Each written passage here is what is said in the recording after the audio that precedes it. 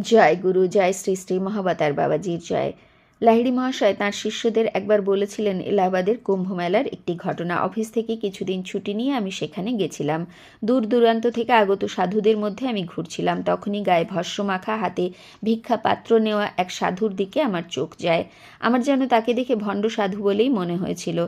এই সাধুর দিক থেকে চোখ সরতেই আমার নজর গিয়ে পড়ে বাবাজির ওপর। তিনি জটাধারী এক সাধুর সামনে মাথা নত করে বসেছিলেন। আমি এই সন্ন্যাসীকে প্রণাম জানিয়ে এরপর তাঁর খাওয়ার বাসন ধোবো, বাবাজি বললেন। বাবাজির মুখের স্নেহভরা হাসি দেখে আমি বুঝে গেছিলাম যে তিনি আমাকে বোঝাতে চাইছেন যে আমি যেন কখনো কারোর সমালোচনা না করি, বরং সমস্ত দেহ মন্দিরে সমানভাবে যে ঈশ্বর অধিষ্ঠান করছেন আমি যেন তাই দেখি, সেই দেহ কোনো উচ্চ ব্যক্তির হোক বা নিম্ন ব্যক্তির।